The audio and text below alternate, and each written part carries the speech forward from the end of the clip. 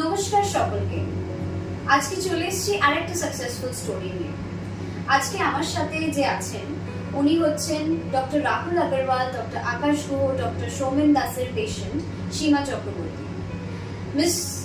Mrs সীমা চক্রবর্তী আমাদের এখানে Netaji Subhash Chandra Bose cancer হসপিটালে আসেন করুণ ক্যান্সার নিয়ে, এবং অত্যন্ত ভয়ে উনি আসেন। তো ওনার লাস্ট ইয়ার 2024-এ ইলিওস্টমি হয়, সার্জারি হয়, কিন্তু তারপরে উনি 6টা কেমো নেন। ওনাকে দেখে একদমই বোঝা যাচ্ছে না উনি পেশেন্ট। ওনার 55 ইয়ার্স ওল্ড। উনি এখানে কিরকম ভাবে উনি এত সুস্থ আছেন আজকে ওনার থেকেই জেনে নেব। নমস্কার ম্যাডাম, আপনি কেমন আছেন বলুন? আমি খুব সুন্দর আছি, খুব ভালো আছি।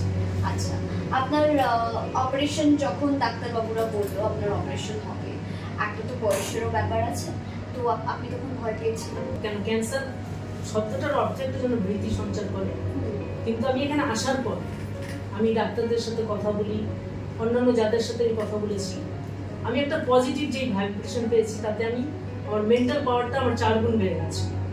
এবং অপারেশন আফটার অপারেশন আমার যা যা করণীয় ডাক্তাররা আমাকে করেছেন, সিস্টাররা ছিলেন, নার্সরা ছিলেন, প্রত্যেকে A to Z আমাকে হেল্প করেছে।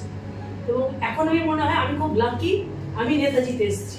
আর আমি সকলকে বলবো যে একবার আসুন, কোনো ভয় ভীতি রাখবেন না মনে, একদম নির্দ্বিধায়, জ্বর সর্দি কাশির মতন এটাও একটা ব্যাপার, একদম নির্দ্বিধায় আসুন, ডাক্তারের সাথে কথা বলুন, আপনার সম্পূর্ণভাবে সহযোগিতা A to Z সহযোগিতা, ডাক্তার থেকে শুরু করে নার্স স্টাফ যারা যারা আছে প্রত্যেকে আপনাদেরকে সহযোগিতার হাত বাড়িয়ে দেবে, যেটা আমি পেয়েছি। আর একটা কথা, সাধারণত একটু বয়স হলে আর কি মানুষ যখন শোনে যে কেমোথেরাপি নিতে হবে, মানুষ সাধারণত ভয় পেয়ে যায়। তো তাদেরকে আপনি কি বলতে চাইছেন যে কেমোথেরাপি যদি কোনো ডক্টর সাজেস্ট করে, মানুষ অনেক সময় ভয় পেয়ে পিছিয়ে যায়, তো তাদেরকে আপনি কি বলতে চাইছেন কেমোথেরাপি? না, আমি একটা কথাই বলবো, ডাক্তারের কথা অনুযায়ী যদি চলা যায় তাহলে যে কোনো পেশেন্ট যে পরিস্থিতিতেই থাকুক সেটা যদি মেনটেন করতে পারে, যে কোনো পেশেন্ট সুস্থ হবে। আমি কেমোটা নিয়েছি, আমি 6টা কেমো, টোটাল 6টা কেমো হয়েছে। আমি 6টা কেমো নেওয়ার পর আমার একটুখানি কষ্ট হচ্ছিল, তারপর যখন আমি আর পারছিলাম না নিতে, আমি যখন ওখানটা টেস্ট করে শিলিগুড়িতে করার পর যখন দেখা গেল যে না আমার সেই সেলগুলো মরে গেছে, সেলগুলো নেই, আমি তখন আবার এই ডাক্তারের সাথে কন্ট্যাক্ট করি, এখানে এসে ডাক্তারের সাথে বাই ফোন কন্ট্যাক্ট করি। ডাক্তার বললো ঠিক আছে আপনি পেশেন্টকে নিয়ে আসুন। তারপরে স্যারের তত্ত্বাবধান বাকি ট্রিটমেন্টগুলো সম্পূর্ণভাবে সুস্থ হবে। কেমন নেওয়াটা ভয়ের কিছু নেই। ঠিক আছে। তো ক্যান্সার একটা খরচাপূর্ণ একটা চিকিৎসা, এটা তো এরকম নয় আপনি আসলেন চলে গেলেন, এটা একটা প্রলং ট্রিটমেন্ট, তাই না? তো Netaji Subhash Chandra Bose cancer hospital, NCRI hospital আপনাকে খরচাপাতির দিক দিয়ে কিরকম আপনার মনে হলো? আমি যেরকম খরচাপাতির যেরকম CM এবং PM ফান্ড দুটোই আমি পেয়েছি, আর সেখান থেকে একটা পেয়েছি। তারপর তো যেটা এক্সট্রা যেটা লেগেছে আমাকে তো সেটা দেবে, আমি করিনি, সেটা আমার বড় জামু এবং আমার বড়দার বাড়ি থেকে ফ্যামিলি সেটা করেছে। তো আপনি সহযোগিতা পেয়েছি, হ্যাঁ, সম্পূর্ণভাবে সহযোগিতা পেয়েছি। আর নিজের মনোবলটাকে হারাবেন না, মনোবলটাকে 4 গুণ করে তুলুন।